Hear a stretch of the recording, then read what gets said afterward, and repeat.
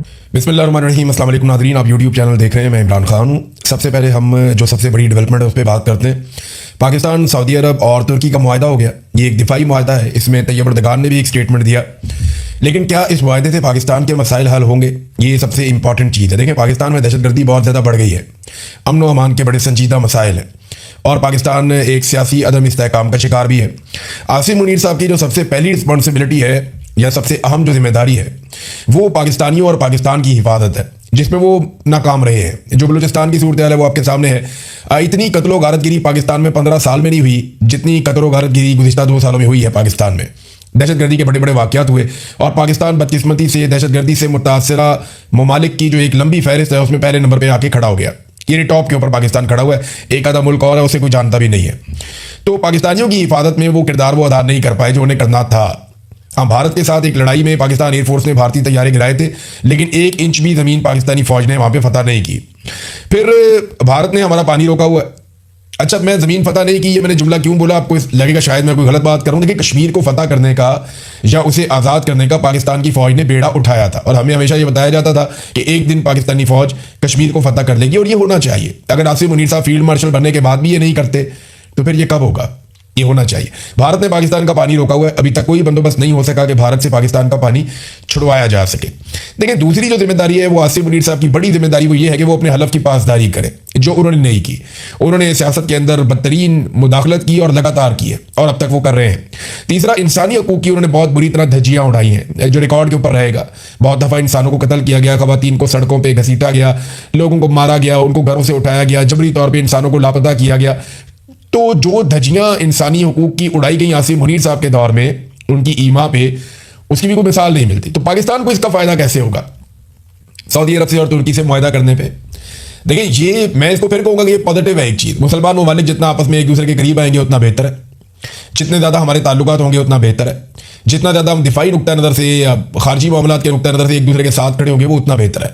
उम्मत मुस्लिमा करीब आएगी तो ये मुसलमान ममालिक के लिए बेहतर होगा। बहुत सारे मुसलमान मुल्क हैं 50 के करीब। अगर ये सारे इकट्ठे हो जाएं तो एक बहुत बड़ी ताकत बन सकते हैं, बहुत बड़ी माशी ताकत बन सकते हैं। मुसलमानों के पास आबादी भी बहुत बड़ी है, नौजवानों की बहुत बड़ी तादाद है, टेक्नोलॉजी में वो काम कर सकते हैं, उनके पास कुदरती वसाइल बहुत ज़्यादा हैं जिन ममालिक में ये लोग रहते हैं। फिर खुराक पैदा करते हैं बहुत सारे मुसलमान ममालिक और बड़े पैमाने पर करते हैं। तो ये बहुत हद तक खुद कफील हो सकते हैं। बहरहाल ये पाकिस्तान के मसाइल का हल क्या इससे हो जाएगा? एक बात आपको क्लियर करनी चाहिए कि ये जो मुआहदा है ये अमरीकी मफादात के खिलाफ नहीं हो सकता, क्योंकि तुर्की के भी बड़े अच्छे ताल्लुकात हैं अमेरिका के साथ। हमारे फील्ड मार्शल की जो है उसको वो कहते हैं डोनाल्ड ट्रंप के माई फेवरेट फील्ड मार्शल, तो ये भी अमेरिका के साथ बेहतरीन ताल्लुकात रखे हुए हैं। शहबाज शरीफ तो ना 3 में है ना 13 में है। और सऊदी अरब जो है वहाँ पे अमरीकी अड्डे हैं बाकायदा। उन्होंने अपनी ज़मीन के ऊपर अमेरिका को अड्डे दे रखे हैं और बहुत पैसा खर्च करते हैं। तो असल मसला ये नहीं है कि अमरीकी मफादात के खिलाफ ये इत्तेहाद लड़ेगा। यानी अगर आपको किसी को ये लगता है कि भारत के साथ लड़ाई हो जाएगी और सऊदी अरब और तुर्की मिलकर भारत को मारेंगे पाकिस्तान के साथ, तो ये आपकी खामख्याली है। और अगर आपको ये लगता है कि यूनान के साथ तुर्की लड़ेगा और सऊदी अरब और पाकिस्तानी फौजी वहाँ पे जाएंगे और जाकर लड़ेंगे, तो ये भी आपको मेरे ख्याल में गलतफहमी है। सऊदी अरब के पास बहुत सारे पैसे हैं, बहुत सारा फ्यूल है और वो बहुत अमीर मुल्क है। वो अमेरिका को बहुत पैसा देता है अपने दिफा के नुक्ता नज़र से। अमरीकी हथियार जगह जगह सऊदी अरब में इंस्टॉल हुए हैं और उनके लोग अमेरिकन से ट्रेनिंग भी लेते रहे हैं। तो अमेरिकन वहाँ पे अपने अड्डे लेकर मौजूद हैं। वो सऊदी सरजमीन की हिफाजत के लिए अपने बेहतरीन हथियार इस्तेमाल करते हैं, जिनके बदले में वो बहुत पैसा भी लेते हैं। तो ये मामला मुझे ऐसा लगता है कि ईरान और यमन की तरफ जाएगा। सऊदी अरब को यमन से खतरा रहता है हौसियों की जानिब से, फिर ईरान के साथ भी उनके हालात बिगड़ते रहते हैं। तो क्या ये मुमकिन है कि इसराइल से लड़ पड़ी ये इत्तेहाद? तो ऐसा दिखाई नहीं देता, क्योंकि उसमें अमेरिका पड़ जाएगा। अगर ये इत्तेहाद अमरीकी मफादात के खिलाफ होता तो अब तक डोनाल्ड ट्रंप का या अमेरिका का स्टेटमेंट आ चुका होता। और अगर ये खिलाफ हुआ तो याद रखिएगा आने वाले दिनों में ये स्टेटमेंट आ भी जाएगा।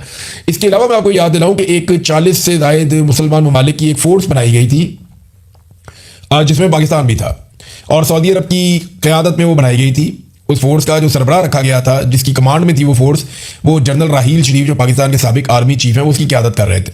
वो फोर्स कहाँ गई, उसने क्या कारनामा किया, अभी तक कुछ पता नहीं चला। अमेरिकन एस्टेब्लिशमेंट इस मुआहदे को कैसे देखती है ये बहुत इंपॉर्टेंट है। उनकी मिलिट्री बेसिस पहले ही मैंने आपको बताया कि वो सऊदी अरब में है। वो बहुत पैसा इकट्ठा करते हैं इस खित्ते से, सऊदी अरब से और दीगर अरब ममालिक से।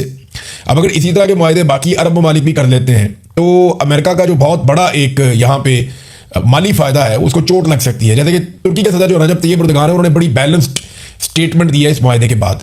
यानी उन्होंने कहा कि आज हमने सऊदी अरब के वली अहद और वज़ीर आज़म मोहम्मद बिन सलमान की पुरखलूस दावत पर मक्का मुकरमा का दौरा किया था। अपने दौरे के दौरान मैंने अपने अजीज भाइयों सऊदी अरब के वली अहद मोहम्मद बिन सलमान और पाकिस्तान के वज़ीर-ए-आज़म शहबाज शरीफ से मुलाकात की। हमने तीनों ममालिक की हैसियत से मुश्तरका दिफाई मुआहदे पर दस्तखत किए हैं और साथ उन्होंने कहा कि इज्तिमाई दिफाई सलाहियत पर मबनी ये मुआहदा हमारे सिक्योरिटी और दिफाई ताउन को आगे बढ़ाने, दिफाई सनत में मुश्तरका मनसूबे तैयार करने और दहशतगर्दी के खिलाफ जंग में मुआविन साबित होगा। ये मुआहदा जो अक़वाम मुत्तहिदा के मंशूर के आर्टिकल 51 में बयान करदा दिफा के हक की भी तौसीक करता है। वो ये कहते हैं कि हमने अक़वाम मुत्तहिदा के ऑर्बिट के अंदर रहते हुए ये मुआहदा किया है। किसी मुल्क को निशाना नहीं बनाता, हम किसी मुल्क के खिलाफ नहीं हैं और हमारे खित्ते के अमन, खुशहाली और इस्तेहकाम का इरादा रखने वाले तमाम बरादर ममालिक इसमें शमूलियत कर सकते हैं। ये उन सबके लिए खुला है। ये तुर्की ने बड़ा इसको ओपन कर दिया कि इसमें अगर यूएई आना चाहे, इसके अंदर कतर आना चाहे, बहरीन आना चाहे और दीगर ममालिक अगर इसके अंदर कुवैत आना चाहे, उर्दन इसके अंदर शामिल होना चाहे या ईरान भी इसके अंदर शामिल होना चाहे, सेंट्रल एशिया के ममालिक हैं जैसे अज़रबैजान है, बाकी मुल्क हैं, वो भी इसके अंदर शामिल होना चाहें तो वो भी शामिल हो सकते हैं। ये जनाब तैयब एर्दोगान का स्टेटमेंट है। फिर उन्होंने कहा कि तुर्की जो है वो खित्ते के मुश्तरका मलकियत के विजन के ऐन मुताबिक बैनुल-अक़वामी कानून के एहतराम की बुनियाद पर तमाम तनाज़ात और बहरानों को बातचीत और सिफारतकारी के जरिए हल करने के अपने उसूली मौक़िफ़ के ऊपर मजबूती से कायम है। मैं दुआ गो हूँ कि हमारी ये मशावरत, हमारा ये दौरा और ये दस्तखत शुदा मुआहदा हमारे पूरे खित्ते के लिए खैर बरकत का बायस बने। ईरानी जो वज़ीर ख़ारजा है अब्बास अरागची, उन्होंने एक बड़ा मानी खेज किस्म का ट्वीट किया।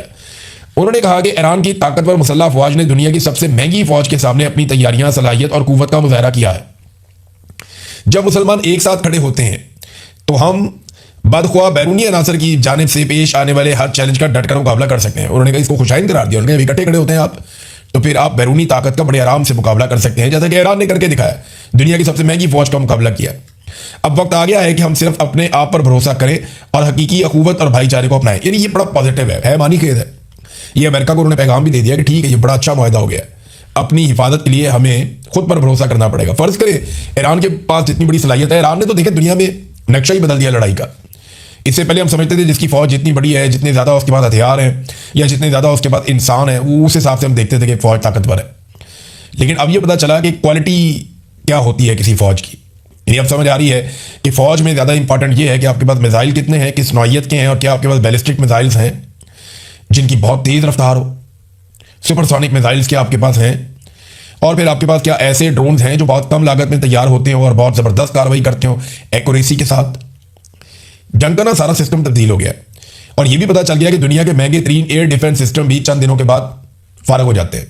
जब आप लगातार सस्ते ड्रोन मारते हैं, जब आप लगातार सस्ते मिसाइल मारते हैं, तो दुनिया के महंगे तरीन एयर डिफेंस सिस्टम्स जिनमें अमेरिका के और इसराइल के एयर डिफेंस सिस्टम शामिल थे, वो कुछ अरसे के बाद नाकाम हो जाते हैं, नकारा हो जाते हैं। लंबी लड़ाई के अंदर ये चीज़ें काम नहीं आती। लंबी लड़ाई में काम आता है, देखिए ज़रूरी नहीं है कि आपके बॉर्डर किसी मुल्क के साथ लगते हो तो आपकी उनके साथ लड़ाई हो। अमेरिका वहाँ से लड़ने आया। और एक बात हमें ध्यान में रखनी चाहिए कि अगर ये इत्तेहाद कहीं ईरान से लड़ने जा रहा है तो बहुत नुकसान हो जाएगा खित्ते में। उसकी वजह मैं आपको ये बताता हूँ कि अमेरिका तो बहुत दूर से लड़ने आया था। कोई भी ईरानी मिसाइल अमेरिका में जाकर नहीं लगा। उनकी अपनी आबादी, उनका अपना मुल्क, उनकी जो जोग्राफियाई सरहदें हैं उनके अंदर वो महफूज है। लेकिन तुर्की और पाकिस्तान दोनों के बॉर्डर ईरान के साथ लगते हैं और ईरान पहले ही सऊदी अरब में अमरीकी अड्डों पर हमले कर चुका है। लिहाजा ये इत्तेहाद ईरान के खिलाफ, मुझे ऐसा लगता नहीं है कि कोई ऐसी जंग होगी, लड़ाई हुई, लेकिन हुई तो बड़ी तबाहकुन होगी। ये बात हम सबको अपने जहन में रखनी चाहिए। तो अब्बास अरागची का और मैंने तैयब एर्दोगान का दोनों के स्टेटमेंट्स आपके सामने रख दिए। पाकिस्तान तरीके इंसाफ की जानिब आते हैं। पाकिस्तान के अंदर इंटरनल पॉलिटिक्स पे हम बात करते हैं। पीटीआई को अपने लोगों को अब मुतमईन करना चाहिए। देखिए, जो सोशल मीडिया के ऊपर आवाज़ उठ रही है कि 2 महीने का टाइम क्यों दिया, तो 4 दिन तो गुजर गए, बाकी भी गुजर जाएंगे। दिन जितने भी हो ना वो गुजर जाते हैं। आप इसको कितना भी लंबा करें, इमरान खान साहब ने 3 साल की जेल काट ली है। ये 2 महीने भी एक दिन गुजर जाएंगे। लोगों को क्लैरिटी होनी चाहिए कि 2 महीने के बाद 27 सितंबर को एक्चुअली सुहेल अफरीदी करने क्या जा रहे हैं। क्या वो एक बहुत बड़ा लॉन्ग मार्च लेकर इस्लामाबाद की तरफ मार्च करेंगे, या वो खैबर पख्तूनख्वा को बंद करेंगे, या वो बड़े पैमाने पर स्ट्रीट मूवमेंट के नतीजे में मुल्क को लॉकडाउन करेंगे, या वो इस्लामाबाद की तरफ एक इस किस्म का जुलूस लेकर जाएंगे जैसा पहले नहीं किया। देखिए, अगर तो ये गाड़ियों में जाएंगे तो वो गाड़ियां तोड़ देंगे, वो पहले की तरह होगा। जो आइडियल सिचुएशन है वो तो ये है कि 5-10 लाख लोग इकट्ठे हों और पैदल चल पड़े, यानी स्वाबी तक जाएं, स्वाबी पे जाके रुकें, वहां जाके हुकूमत को वार्निंग दें, स्वाबी पे ये बहुत बड़ी एक टेंट सिटी बनाएं, वहां पे जो है वो वॉशरूम्स वगैरह लगाएं और लोगों को फैसिलिटेट करें, और फिर गवर्नमेंट को वार्निंग दें, टाइम दें, 2 दिन, 4 दिन, 5 दिन कि हमारे मुतालबात माने जाएं। अगर वो ना माने तो फिर पैदल आगे बढ़े। जब स्वाबी से आगे आप पैदल बढ़ते हैं ना, तो फिर आपको कई दिन लग जाते हैं इस्लामाबाद जाने में। और याद रखिएगा, अगर आप पैदल आगे बढ़ते हैं और आपके पास सिर्फ ट्रैक्टर ट्रालियां हैं जिनके ऊपर आपका खाना आ रहा है पक पक के, फिर तो आपको मसला ही कोई नहीं है, लोगों को खाना खिलाए, आगे आहिस्ता आहिस्ता आगे बढ़ते जाएं। अक्टूबर का महीना मौसम में बेहतरीन होता है, उसमें आप खुले आसमान के नीचे भी रह सकते हैं अगर बारिश ना हो तो आरजी बंदोबस्त भी किया जाता है, टेंट वगैरह भी आप साथ रख सकते हैं ट्रैक्टर ट्रॉलियों के ऊपर। अब ट्रॉलियों को तो नहीं तोड़ सकता, उनके तो शीशे होते ही नहीं है। तो ये एक हो सकता है कि अगर 100-150 ट्रैक्टर ट्रालियां साथ ले लें, उनके अंदर खाने पीने का सामान देके शगे बाकी चीज़ें रख लें, 200-250 ट्रैक्टर ट्रालियां हो जाए, ज़्यादा भी हो सकती हैं, और लोगों को लाखों की तादाद में पैदल चलाकर इस्लामाबाद की तरफ ले जाया जाए, तो ये हुजूम एक मुसीबत बन जाएगा। गाड़ियों पे मोटरसाइकिलों पे आप एक दिन में पहुंचने की कोशिश करते हैं तो वो एक दिन में शो खत्म हो जाता है। हुकूमत को भी पता होता है पूरी फोर्स को एक दिन में इस्तेमाल करो, लेकिन इस्लामाबाद ही अगर आप 2 हफ्ते में पहुंचते हैं और स्लो जाते हैं, रास्ते में आप बैठ जाते हैं, फिर आहिस्ता आहिस्ता आप आगे बढ़ते हैं, तो ये बहुत बड़ी मुसीबत बन जाएगी, बहुत बड़ी मुसीबत बन जाएगी पाकिस्तान की फेडरल गवर्नमेंट के लिए। वो इतना प्रेशर, इतना दबाव वो ले नहीं पाएंगे। तो पाकिस्तान तहरीक इंसाफ को जो भी हिकमत अमली है वो फौरी तौर पे बनानी चाहिए। चौथा दिन अभी तक कोई कार्रवाई मैंने देखी नहीं, कोई एक्टिविटी मैंने देखी नहीं, और तैयारियां अगर करनी है तो तेज़ करनी पड़ेगी। जगह जगह जलसे करें, जगह जगह कॉर्नर मीटिंग्स करें, बहुत सारी कमेटियां बनाएं, जो नौजवानों की मेंबरशिप है उन्हें तेज़ करें। जिन नौजवानों को जिम्मेदारियां देनी है उनको बताएं कि जनाब आपकी ये रिस्पॉन्सिबिलिटी है, आपकी ये रिस्पॉन्सिबिलिटी है, आपने यहाँ ड्यूटी करनी है, आपने यहाँ ड्यूटी करनी है।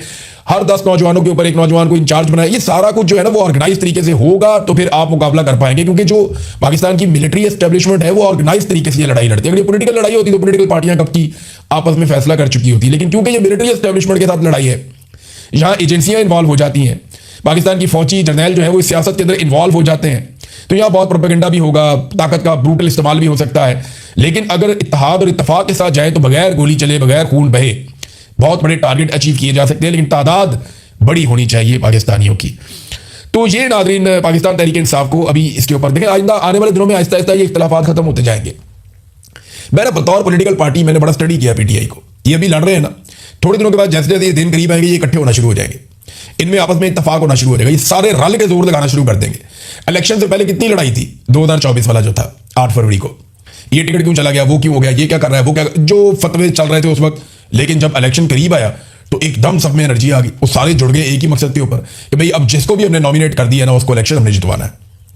तो वो सॉफ्ट रेवोल्यूशन था। एस्टेब्लिशमेंट को बदतरीन शिकस्त पाकिस्तान की तारीख में अगर कोई हुई है तो वो 8 फरवरी 2024 को ही है, जब ये अपनी सारी ताकत लगाने के बावजूद, अपने सारे हरबे इस्तेमाल करने के बावजूद आवाम से हार गए थे। लेकिन इन्होंने हार मानी नहीं है, तो अब आवाम को इन्हें सिर्फ हराना नहीं है बल्कि इनसे हार मनवानी है, एक स्टेप और आगे जाना पड़ेगा। खैबर पख्तूनख्वा असेंबली में एक बड़ा अच्छा काम किया, क्योंकि खैबर पख्तूनख्वा की गवर्नमेंट है उसकी बात हो रही थी, तो मैं ये भी आपके सामने जिक्र कर देता हूँ। जो इन्होंने एक बड़ा मुतनाज़ किस्म का बिल लेकर आए थे, जिसमें ब्लू पासपोर्ट वाली एक शिक थी कि ताहयात अरकान असेंबली को ब्लू पासपोर्ट दिया जाए, फैमिलियों को भी दिया जाए। तो वो जो तरामीम है मुतफ़क़ा तौर पर मंजूर कर दी गई है, लेकिन अच्छी बात यह है कि मुराद और इस्तेहकाक एक्ट 2026 की तरामीम में से ब्लू पासपोर्ट वाली जो शिक है, जो मुतनाज़ है, जिसको पाकिस्तान तहरीक इंसाफ ने बड़ा जोर लगा के मुखालफत की थी, उसको निकाल दिया गया। लेकिन इतनी पॉजिटिव बात है, अवाम की बात अगर किसी पॉलिटिकल पार्टी में या किसी हुकूमत में मानी जाए तो ये बहुत अच्छा साइन है, इससे जमहूरियत आगे बढ़ती है। तो PMLN को देखें परवाह नहीं होती, जो मर्जी कर लेते हैं। जरदारी साहब को कोई परवाह नहीं, उन्होंने सिंध का पानी दे दिया, चोलिस्तान में ले जाओ, नहरें निकाल के आप वहाँ पे जाके इस्तेमाल कर लो, किसी से पूछा ही नहीं।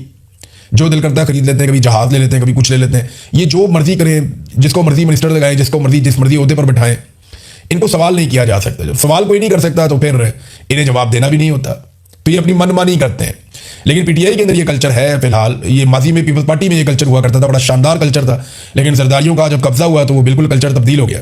अब PTI में है कि वो मुजामत करते हैं लोग और मुखालफत करते हैं गलत चीज़ की, तो ये गलत चीज़ जो है इसको रोका गया। क्रेडिट गोज टू आम कारकुन जो है पाकिस्तान तहरीक इंसाफ का, ये उसका क्रेडिट है। नाज़रीन, बिलावल ने गुज़िश्ता 4 दिनों में ना 4 अलग अलग तरह के स्टेटमेंट दिए। इसका मतलब पता है कि इनके पास अपना कोई बयानिया ही नहीं है, और बयानिया इसलिए नहीं है कि इस वक्त ये जालिम के साथ खड़े हुए हैं और मजलूम जो है उसको कुचलने में अपना किरदार अदा कर रहे हैं। याद है ना वो ब्रूट मेजॉरिटी, डंडे वाली जमहूरियत, फिर जरदारी का कहना कि हम एस्टेब्लिशमेंट के हाथ मजबूत करेंगे, ये सारा गंद इन्होंने ही मारा हुआ है, बिलावल जरदारी ने और आसिफ जरदारी ने। तो 4 दिनों में 4 अलग अलग किस्म के बयान दे चुका, कोई बयानिया है ही नहीं इनके पास। पहले कहते टिक टॉक आपका जो है वो काउंटडाउन शुरू है, फिर बाद में कहता है वज़ीर आज़म बहुत अच्छा है, ये अपना टाइम पूरा करेगा। ये नहीं कभी ये कुछ कहता है, कभी कुछ कहता है, फिर कहते हैं मेरे पाँव में आप लोग पड़ेंगे, फिर कहते हैं मेरी तो लड़ाई नहीं है, लड़ाई तो लाहौर और इस्लामाबाद की है। ये नहीं, ये तो लड़ाई हो रही है मरीम नवाज या नवाज शरीफ की, शहबाज शरीफ के साथ, ये तो आपस में लड़ रहे हैं, मेरी तो लड़ाई नहीं है। तो बिलावल के पास कोई बयानिया, कोई स्टेटमेंट कुछ भी नहीं है, ना कोई कारकर्दगी है जिसकी बुनियाद के ऊपर ये अगले इलेक्शन में जाए और बनना है जनाब को वज़ीर आज़म। ये कैसे हो सकता है? नाज़रीन, पेट्रोलियम मसनूआत की कीमतों के बारे से एक डाटा मेरे पास आया और ये हमारे सहाफ़ी हैं उबैदुल्लाह आबिद, उनकी वॉल से फैक्ट है, आप चेक भी कर सकते हैं गूगल पे जाके, ये ऐसे ही है। पाकिस्तान में जो है ना वो गुज़िश्ता 2-2.5 माह में, 3 माह में पेट्रोलियम मसनूआत की कीमतें बहुत तेज़ी से बढ़ाई गई। कम भी की बढ़ाई भी हैं, लेकिन जब से जंग हुई है हमने तो कीमतें बहुत तेज़ी से बढ़ाई। और डीजल की कीमत जो है वो कितनी ऊपर देकर चले गए, पेट्रोल की कीमत कितनी ऊपर देकर चले गए। सिर्फ 15 दिन में हमने 70 रुपये कीमत बढ़ा दी डीजल की। लेवी हम लगातार बढ़ाते चले जा रहे हैं। क्या आपको पता है कि भारत में पेट्रोलियम मसनूआत की कीमतों में आखिरी बार जो इजाफा हुआ था वो 15 मई को हुआ था। जून, जुलाई, ये अगस्त आ गया, यानी 3 महीने पहले वहाँ पे एक आखिरी इजाफा हुआ था भारत के अंदर और पेट्रोलियम मसनूआत की कीमत में, और वो 3 रुपये का इजाफा हुआ था। सिर्फ 3 रुपये उन्होंने पेट्रोल बढ़ाया था 3 महीने पहले, फिर नहीं बढ़ाया उन्होंने। बांग्लादेश में 1 जून को इजाफा हुआ था, यानी उनको भी 2.5 माह हो गए पेट्रोलियम मसनूआत में कीमतें बढ़ाए हुए, और उन्होंने बहुत थोड़ा सा इजाफा किया था। श्रीलंका में 30 जून को जो है वो इजाफा हुआ था, यानी उनको भी तकरीबन 1.5 माह हो गया पेट्रोलियम मसनूआत की कीमतें बढ़ाए हुए। और हमारे पास इस अरसे में हर दिन इजाफा होता है, हर दिन पेट्रोलियम लेवी बढ़ती है। आलमी मंडी में कीमत कम होती है, हम क्या करते हैं, पेट्रोलियम लेवी बढ़ा देते हैं और उसका इंपैक्ट आवाम तक नहीं आने देते। ये है जनाब फ़र्क। अब तक के लिए इतने, अपना ख्याल रखिएगा, अपने चैनल का भी। अल्लाह हाफ़िज़।